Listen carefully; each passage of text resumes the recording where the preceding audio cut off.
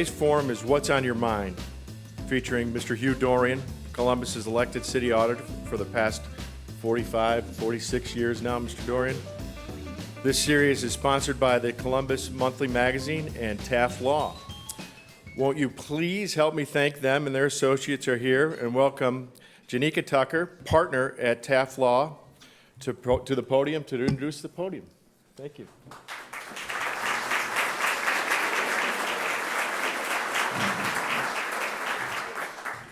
Thank you, Emmett. Good afternoon, everyone. Taft Law is proud to support the mission of the Columbus Metropolitan Club to engage the community in the conversations that recognize the importance of outstanding leaders in our region. Those who have championed our city and worked hard to make it a great place to live, to learn, to welcome others, and to be entertained and to do business. It is my distinct honor and pleasure to introduce a pillar in our community and one of the longest-serving public servants in the nation, a dedicated and hardworking trustee who has always put fiscal responsibility and the public interest first and foremost, now serving in his 46th year as our auditor. Please welcome Hugh Dorrian.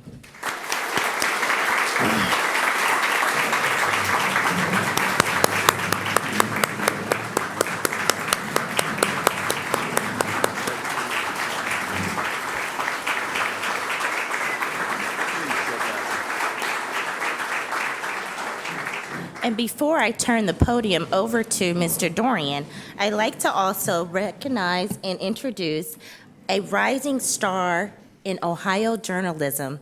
He is a fixture at the State House, so please welcome State House News Bureau, Andy Chow, who will have the opportunity to interview Mr. Dorrian today. Let's welcome him.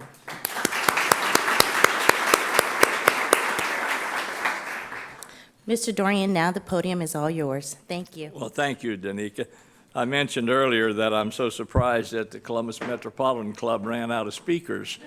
But I'm very happy to be here, and I thank them for the opportunity to share a few thoughts. You know, anecdotally, I want to start by making a comment. I think most of you, and certainly everyone in the investment world, has heard a great deal about Columbus and our AAA bond ratings, the best credit rating you can possibly get. But what a lot of us lose sight of is that those AAA bond ratings started in 1995 under the administration of Mayor Greg Lashutka, right down here.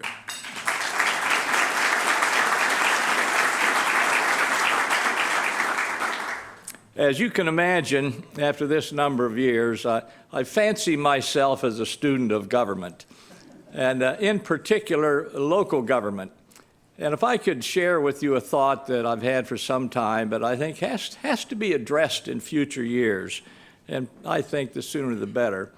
But when you look at the rising costs of government, all of us don't like to see these rising costs, but they will continue. There are a number of different reasons why. But I think maybe one reason is that we have too many governments. We have too many. If we look across this United States of ours, we have about 90,000 local governments. Now, we might think, well, that's the United States of America, nothing we can do about that. Let's get a little closer to home. A little closer to home, the state of Ohio. We have almost 4,000 governments in the state of Ohio. That number boggles the mind. I think sometimes of my good friend Dave Yost and the number of audits he has to conduct when he thinks of the public entities and the quasi-public entities. He's got close to 6,000 auditees, as we say. Big, big task. Well, let's get a little closer to home. How about Franklin County? Let me mention first about the state of Ohio again. Over 600 school districts. Over 1,300 townships,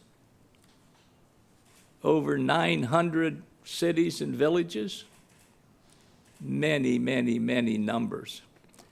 Look at Franklin County. Think of what we have here. How many of you would believe that we have 36 different police departments in Franklin County? We have 23 fire divisions in Franklin County. I think we have about 17 townships that overlay in Franklin County, in whole or in part. I think we have something like 24 school districts that lie wholly or in part in Franklin County. I have to think to myself that there has to be an evolution of gaining some efficiencies. I've given up on the idea of a unigov in the truest sense, but I have not given up on the idea of unifying the delivery of some services. I think the best example of a good delivery of service is the City of Columbus's water and sewer divisions. Columbus has, depending upon which statistics you like to read, about 130,000, 830,000 or so.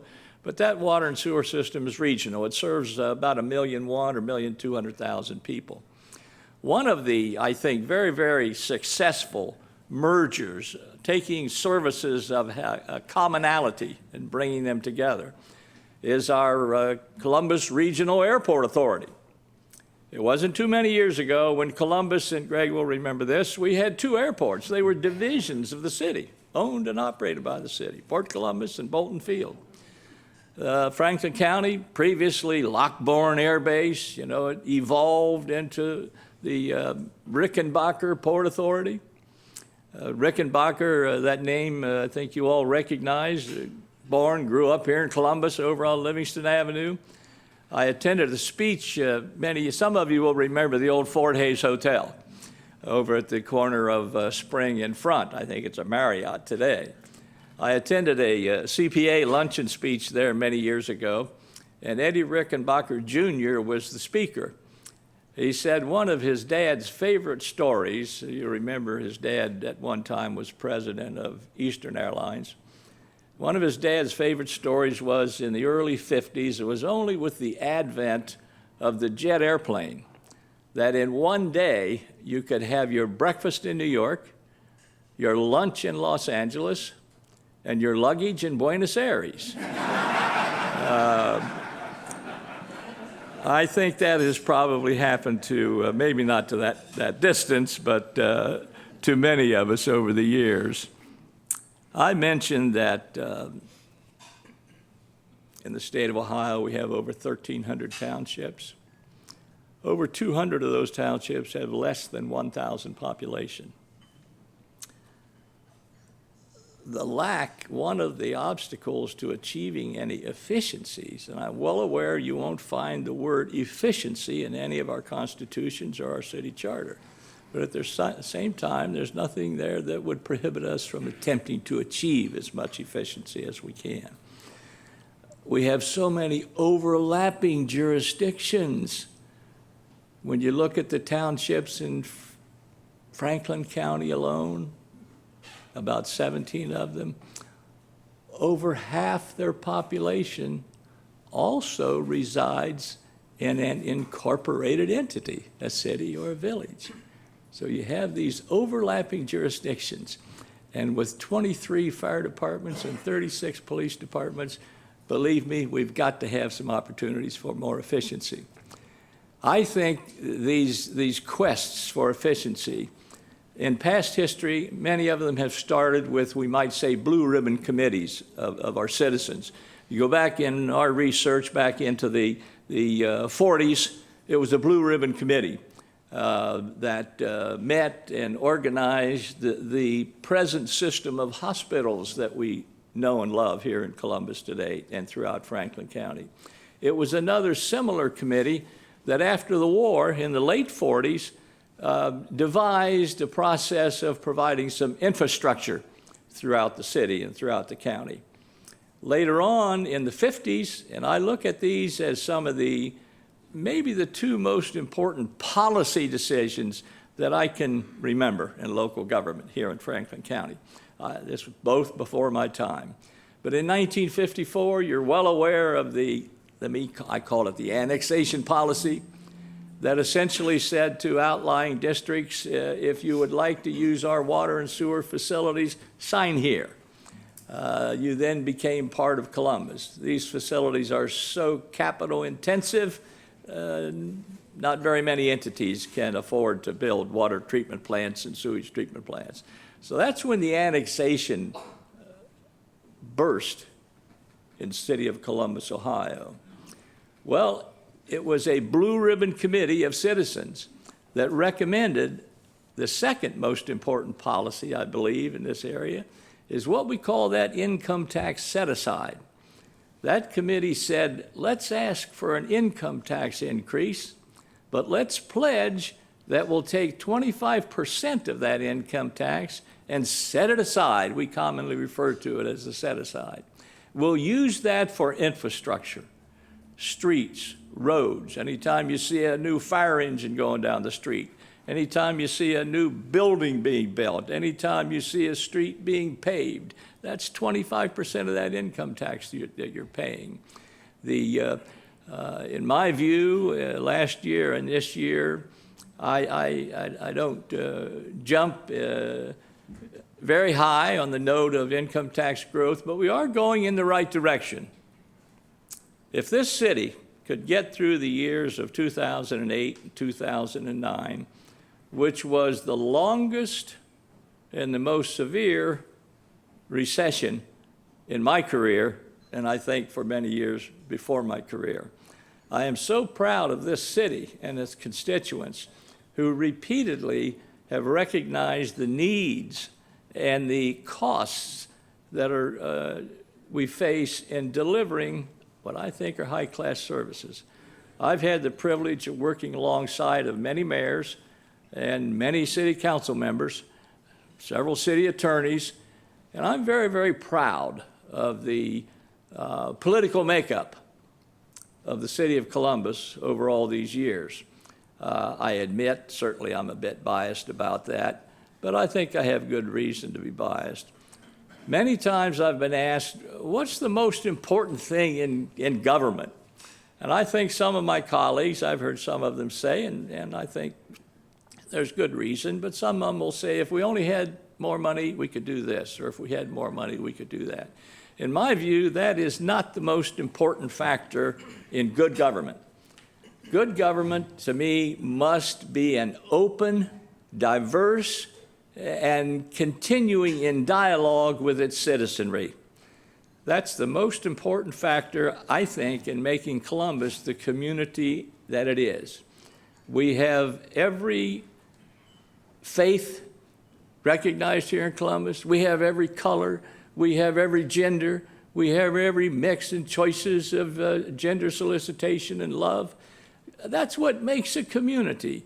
And that's one of the reasons that I am so proud to be a part of this city for the number of years that I've been here. Thank you.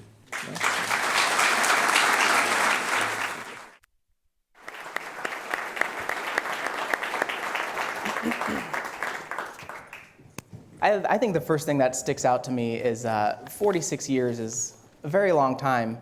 What is the secret to your longevity? What's the secret to not only continuing to win your re-elections, but for you to have the excitement to come back to office every year? Well, I remember when I first went into City Hall, I told my wife I was only going for a couple of years so I'd get a little government experience. But she tells me that's the first of the political promises that were broken during that time. The job is ever changing and ever learning. I've said, when the day I stop learning, that's when you can carry me out. But this society, this local government, this city, this community of Columbus, I'm always thinking in terms of community. It is so wonderful here. We've all done a lot of traveling to different cities and so forth. I wouldn't trade our community for any that I've been to. And you've seen a lot of changes over the years since you took office. What are some of the biggest projects, I'm thinking development-wise, that you've seen that you're most proud of? Well, I think there are several developments that we're all very, very familiar with and that have begun in the last 20, 25 years in particular. And a couple of them, again, under the administration of Greg Lashutka, had their beginnings. We know Easton, we know Polaris, we know the whole Arena District. The revitalization of the Short North, I think, can be, and of course, many, many years before that, it was the revitalization of German Village. But this more recent revitalization of Short North, I think, can be held up to the country as a model to copy. And the projects that you just mentioned have all been fairly successful. What's the secret to that success? What's Columbus doing right that maybe other cities aren't quite getting? Well, certainly can't speak for all cities, but I've always felt that Columbus has been open to ideas, open to changes. And any meeting that I've been in over the years when we talk about development or bricks and mortar, there's always been I think, a common thought: let's put quality first. I'm sure there are some developments in Columbus that we probably spent more money on that maybe some of our peer cities would. But I'm a firm believer in quality, and I think that's one of the factors that makes us successful. After a couple of decades in office, I'm sure there's some projects that maybe you weren't totally on board with. Are there any projects that stick out that maybe you were saying, I'd rather not do that, but the city went with it anyway? God, Greg, should I bring up that power plant?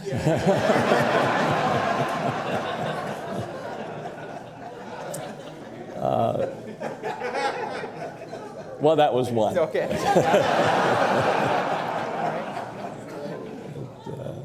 I think now you'll see more and more, and it's already beginning, the city is giving more focus to the neighborhoods, the south side, the Near East, the whole redevelopment and rehabilitation of the Lincoln Theater, a beautiful, beautiful venue for all of us. There's more attention now in its early stages being given to Franklinton. I have a very, very close bias to Franklinton because that's where I grew up. Greg used to say I grew up with Lucas Sullivan. That's not quite true. But I did grow up in his neighborhood. So I think those are the areas you'll see a greater focus on now. Are there any areas that you think are maybe flying under the radar that might be a little underserved now that you think the city might pay more attention to in the future? Well, these areas that I've mentioned in particular, I think rightfully will get more attention in the future, and that has already begun. Mayor Coleman has already led a lot of renovation throughout those areas. But I think the south side, Near East side, and Franklinton are the areas that we'll focus on. You've referenced Mayor Lashutka a couple of times. By my count, it seems like you served under 5 different mayors during your right. time in service. What's the dynamic between your office and the mayor's office? Well, I think it's fair for me to say that I've worked well with every mayor. We have to be a pragmatist. Any of you who are bookkeepers, you know you have to be a pragmatist. And that's always been my style, is to be forthright, put it out there, and when judgments are made, sometimes they're made you're in agreement with, sometimes you're not in agreement with. But if you do it in an open light, you have to walk away with some satisfaction. Is that another key to your longevity, to be able to adjust to each administration? I'd like to think so, yeah. Do you have a favorite mayor? I have several favorite mayors. Do you have 5? You have 5 favorite mayors? Yeah.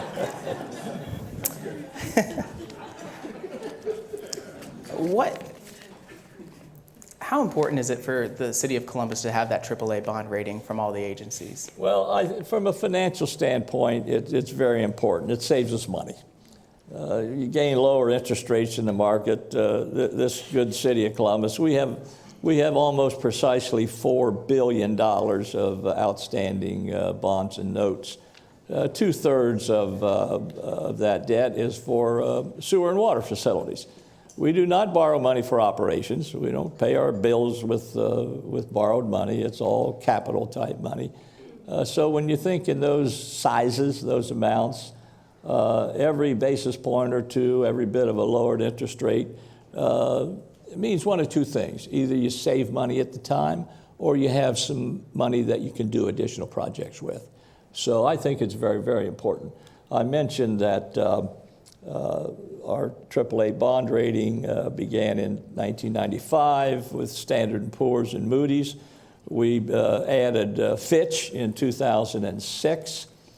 The other, among the top 25 in population, the other cities are San Antonio is the largest.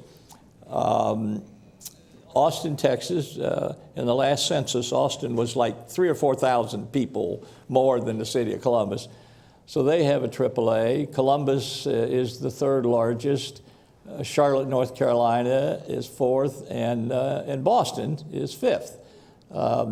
Everyone thinks Boston is so big and so big and so big, but when you think of cities and managing cities, Columbus is the 15th largest in the city and larger than Boston. You won't be surprised to know of those 25. The two very, very, very lowest rated cities are Detroit and Chicago. You talked about the city system of taking 25% and always putting it towards capital or towards infrastructure. Is that something that needed to start very early on, started a long time ago? Can big cities all of a sudden change course and say, all right, we're going to do something the way Columbus does it? Well, if they were smart, they would. But that set aside, as we call it, let me make a statement here, and my guess is many of you will be surprised. But if you just think of cities, forget for the moment about school districts, counties, various levies, and so forth. The city of Columbus has not had a property tax rate increase in over 50 years. Well, how in the world can you operate without that? It's because of that income tax. Columbus was the third city in the nation to have a municipal income tax. Philadelphia was first in 1939. Toledo, Ohio, by the way, was next, 1947. Columbus, we started collecting, not me, in 1948.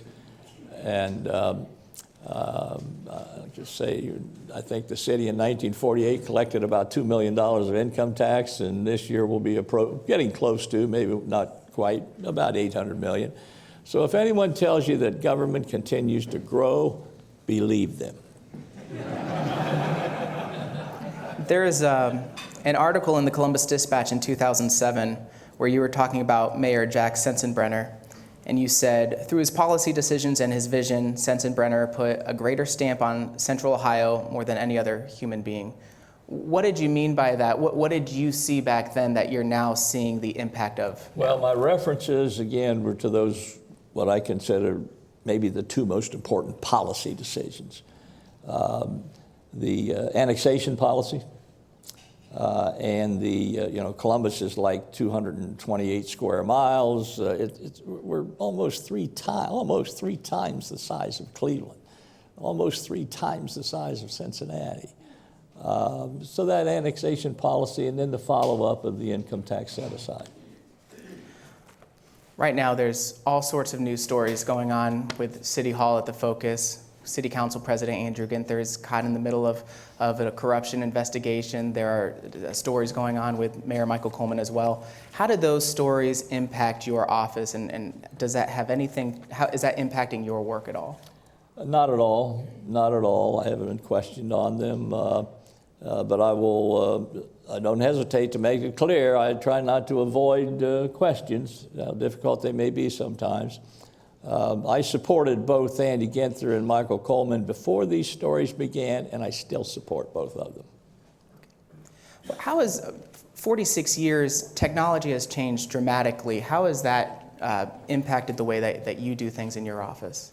Well, I don't think Hugh Dorrian has evolved as quickly as the technology has. The secret to making it work is to have great, wonderful people around you. Over the years, I've been able to build a staff that I would stack up against anybody, private industry or government. Wonderful, wonderful group of people. They spoil me.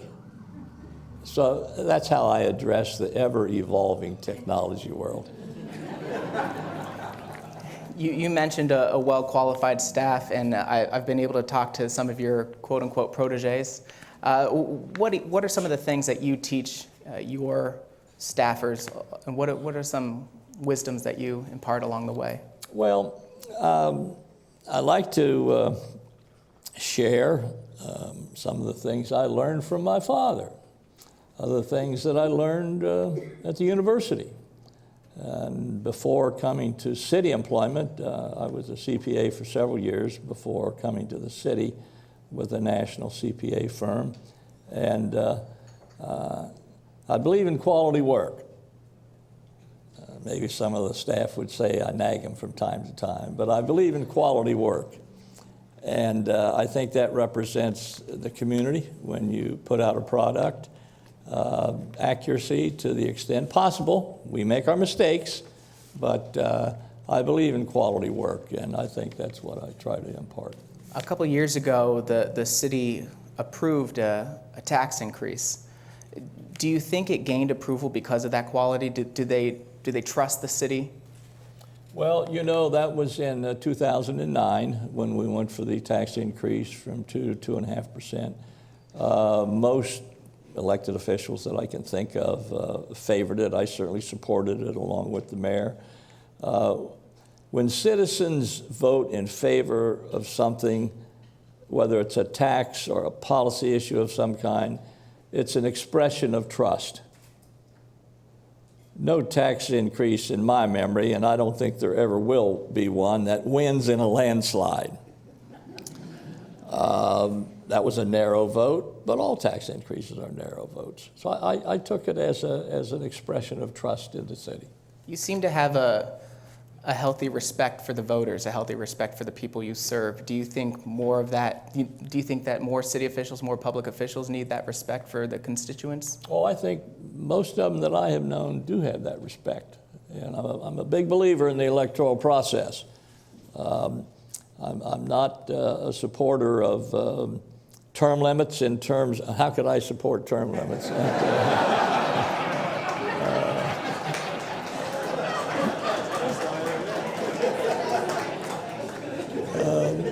Especially in the sense of the legislative branch in particular. But I think everybody's cognizant of the power of the voter, and that's where the power should reside. What's the relationship between the city and the state? A couple of years ago, the state has been cutting the local government fund. I'm sure that impacted Columbus. What's that relationship like? Well, you know, many times I've said myself and others have said cities are children of the state. For the last few years, we felt more like stepchildren, I'm sure. No question about it, the cuts in revenues to cities, villages, counties, and so forth have been pretty dramatic. And it has forced all of us to adopt. And it's easy to say if we had more money, we could do more services, which is true. But we do live with balanced budgets in the state of Ohio. I think you all know that's the law. And so it forces us to adopt in certain areas. Does that get back to the whole shared services idea that you were talking about? Oh, yes. Oh, yes. What's a big hurdle? You're mentioning how the state of Ohio has a ton of local governments. What's the big hurdle in the effort to scale down on that? Well, it's interesting. In my observation, when you think about Unigov or any form of it, the opposition always comes from the suburbs. I think most core cities are more agreeable to that thought than the suburbs are. Local governments are very, very parochial, and they're very, very defensive about their identity. So I don't think you're going to see these numbers of entities disappear, and that's why I think we've got to focus our efforts more toward unifying services, and let's forget about changing somebody's boundary line from time to time. could that result in a loss of jobs, and is that just a negative impact that has to happen in order to help scale down? If there's any loss of jobs, it would be in the administrative areas of some of these local governments, but I'm not so sure that's all bad. Was it hard to convince people to say, listen, we need to do this, even if it means making the tough choices? I would say up to this point, it's been impossible. In a few minutes, we'll move to the audience questions, but I'll ask you one more, and you kind of touched on this. Last year, you sent the mayor a letter with some budget concerns saying that maybe the city might be spending a little more money than it's taking in. How did all that end up, and where's the city now? Are we in a good place now? Well, you can't be a whole lot better when you get 3 AAA bond ratings, and they were confirmed as recently as last Wednesday. The city of Columbus ended calendar year, cities in Ohio are all on calendar years, 2014, as having its second largest reserve in the history of the city. I say second because the year before was the largest, and out of an approximate $800 million budget, we did in fact spend about $3 million more than the year before. So we're in a good place? In a very good place. Yeah. Very good place.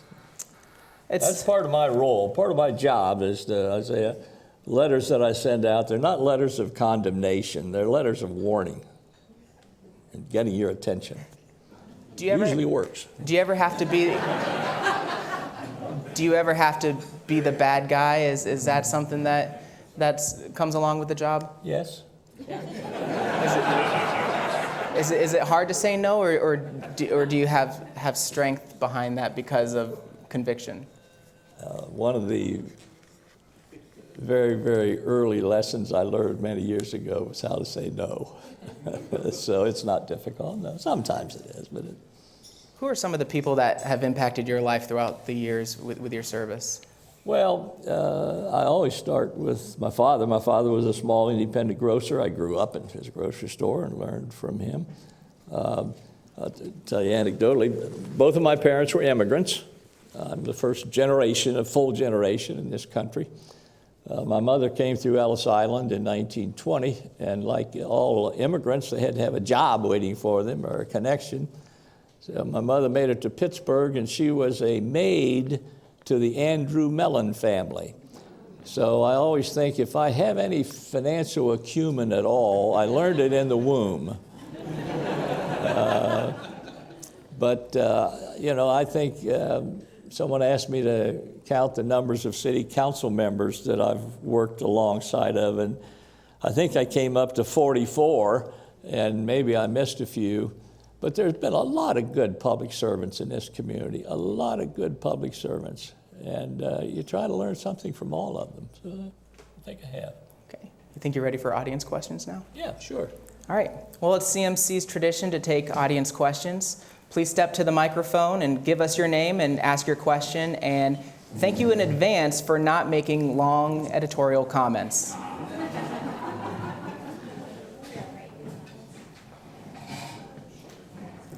Mayor Lashutka is moving towards the mic, just to warn you.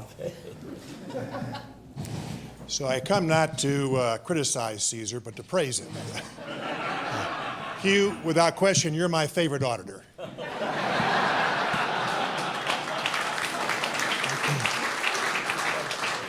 On a serious note, what many of you in this room and in the audience that's listening later on, Hugh has been the most bipartisan confidant one could have as a city official. When you go down to talk to him, brainstorm ideas, first and foremost, the city of Columbus and its people were the most important. And he's added that advice not just to me, but to council members and other mayors I know, and it has been invaluable. He's been a man of great principle. He has challenged us to do the right things financially. And when you think about cities that got in trouble, it's when they shortcut those valuable characteristics of what Hugh Dorrian represents, and so I say thank you.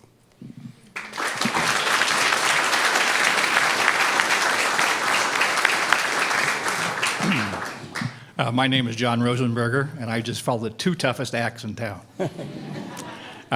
Hugh, I hope you'll forgive me for a couple humorous recollections. The first one, to be meaningful, assumes you know something about Mayor Reinhardt's short-lived downtown auto race. And soon after that, there was a little party, and there was a skit involved. It was loosely fashioned on Karnak the Magnificent. You remember this, right? And so it came time, and the answer is the Columbus 500. What do we call the people who voted against Hugh Dorrian in the last municipal election? I've had the pleasure of working a great deal with Mr. Dorrian for a very long time. And a couple, 3 years ago, was when he was inducted into the Columbus Hall of Fame, no small matter. I had the honor of making the remarks on that occasion. So I want you to understand that we have been somewhat close. Soon after that, we were in his office and we'd finished a little something. And I said, Hugh, how long have we been working together? And so we did the math, and it was 30 years.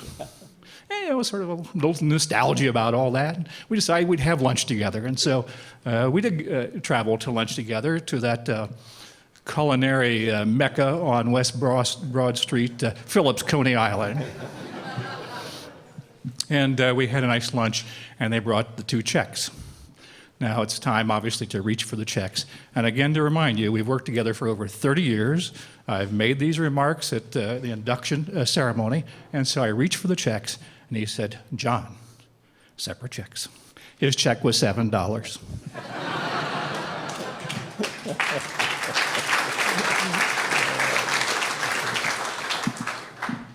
Hi, Andy Campbell. I'm going to ask you an actual question. So I'm aware that the state of Ohio is, in regards to public funding of transportation, ranks really at the bottom of our nation. And I'm wondering your thoughts in regards to the responsibility of the city, perhaps, to do a little better and maybe do better in funding public transportation for the citizens and for the city as a whole. What are your thoughts on that? Well, I've thought a lot about it over the years, and it's clearly a monetary challenge. But when I look into the future, and for that matter, look at the current conditions, you know, I mentioned 228 square miles, very, very flat city. Columbus and Central Ohio definitely needs an improved transportation system, whether it's light rail or some form of mass transit. I'm not the engineering expert, but we have to address that problem. I talk about Easton and Polaris, how many jobs. They're wonderful, wonderful job centers, both of them. But getting people in the inner city to those areas to work is a challenge. So collectively, we have to address the mass transit situation in Central Ohio. Don't have the answer yet. Hello, Mr. Dorrian. I'm an architect, and my question is regarding income taxes, and especially those levied during the recession, the additional 0.5% that was levied in 2009, I believe it was. How do you feel about rolling those back as the economy has improved? Just how do you feel about that? Is it something you ever seen done in other places, et cetera? I don't know that I've seen it done, but I will tell you it's not going to happen. If everyone's willing to roll back the services, there'd be a possibility, but that's not going to happen. There's not going to be a rollback of taxes. Mr. Dorrian, I'm Jane Scott, and I assure you that we have not run out of speakers, but I think we've had one of our best today. Question for you. All of us have moments in our lives, and certainly in your career, where it's kind of something happens and you stop and you realize where you are and what's happening, and there's a snapshot that stays in your life and in your mind, and it's kind of a defining moment. Tell us some of the defining moments where you stopped and took that picture and said, I'm in the right place at the right time. I'll never forget this. Well, outside of my wonderful family, 4 grown children, 10 grandchildren, and my wife, those are certainly the most memorable of all people and associated events. Got God, I try many, many, many times to forget this, but I actually ran for mayor in 1975 and got my ears pinned back pretty well. So at that time, I think I came to realize that God wants me to be city auditor. So that was one defining moment at the time. Well, I was going to ask you if you ever had thoughts of running for other public office, but I guess after 75, were you done with? Did you ever have thoughts of maybe running for state legislature or any other office? No. What's the most fulfilling thing about what you do? Of course, Continuing challenge and trying to serve the community. I just recognize this role as one of great trust. And I take that very seriously. The challenges continue, they change every day. And that's what keeps me there, along with a lot of votes. Thank you all very much. and that sort of goes against the norm a little bit, doesn't it? Because with other politicians, with other public servants, they're always kind of looking to go higher and higher. Well, some do, but I continue to believe this community of ours, we've had many, many, many wonderful public servants. I'm high on the community, and that's one of the reasons. So there are those who choose to seek other offices, but I trust they're using their good judgment in doing so. Well, everyone, I hope you enjoyed today's forum. Please.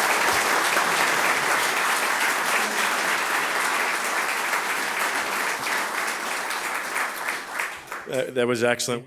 Remember that you can view and share all the forums of the CMC on CTV Columbus Television, on WOSU and PBS affiliates statewide through the Ohio channel, and anytime on CMC's website through YouTube. Before we conclude, please help me thank our sponsors. Once again, Columbus Monthly Magazine and Taft Law.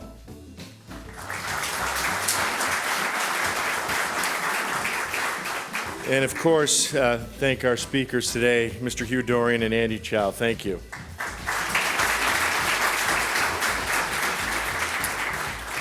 Thanks to all you for being here. We look to see you at the next CMC Forum. Thanks a lot.